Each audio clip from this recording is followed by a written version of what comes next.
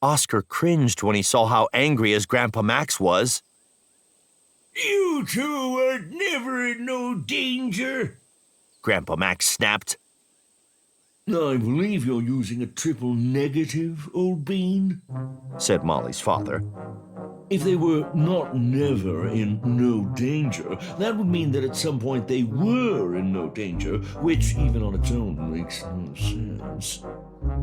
Ah, shut up, Boomer, declared Molly's grandmother Theodosia. Your melodramatic daughter Molly tried to trick us with her cheap amateurish theatrics, tugging at our heartstrings with a sad tale of Violet plunging over a waterfall. Boo-hoo-hoo indeed. Besides, snapped Grandpa Max, we know that you, Theodosia, don't have any heartstrings to pluck because you ain't got no heart.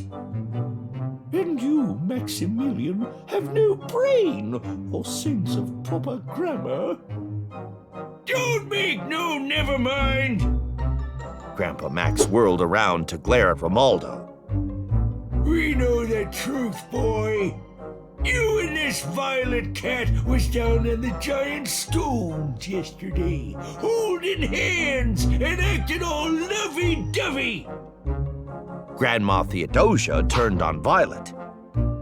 We know all about it, you devious, ungrateful child. For a noble eagle recently told us what he witnessed from high above. There was an annoying squawk overhead. I'm most certainly dead, shouted the circling eagle. His voice was even more pompous than usual. Your grandparents and I had a little one-on-one time over in yon meadow.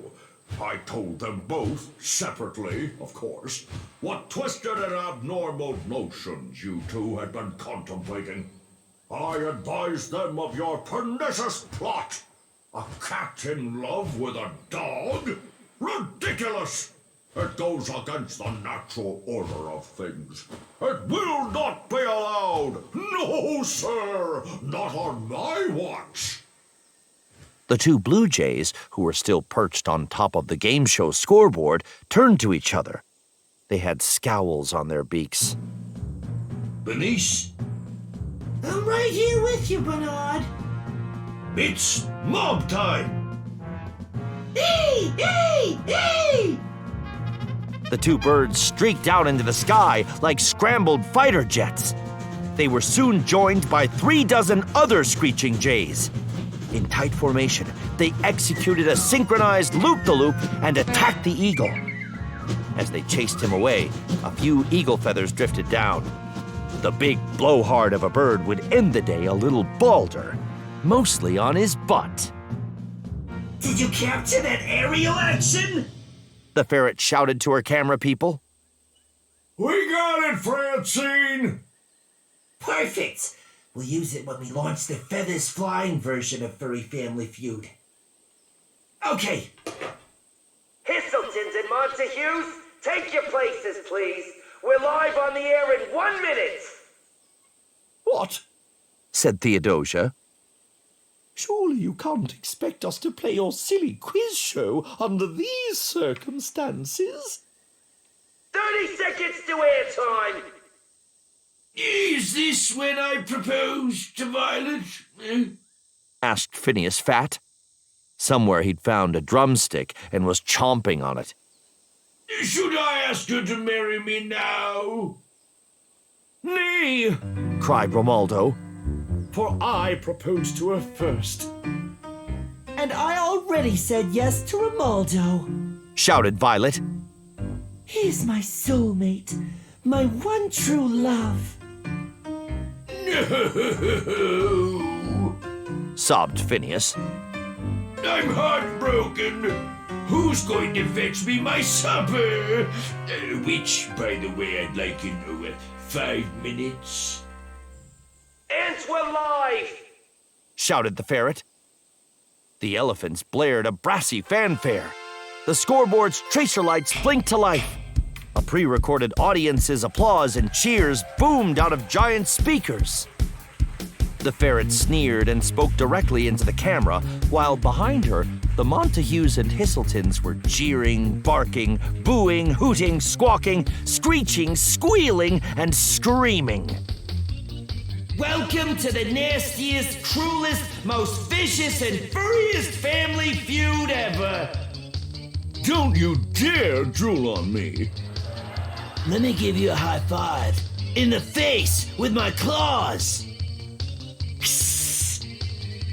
Were you born on the highway? Because that's where most accidents happen. I see you're playing dumb again and winning. I'll give you cat scratch fever. Chew the furniture. You're so ugly, they should shave your butt and walk you backward. Ladies and gentlemen, Francine shouted into the camera. this should be the most ferocious family feud ever played. As you can see, the fur is already flying because it's the feud to end all feuds. The Hisseltons versus the Montagues. This is gonna be some fight, right, Superintendent Bob?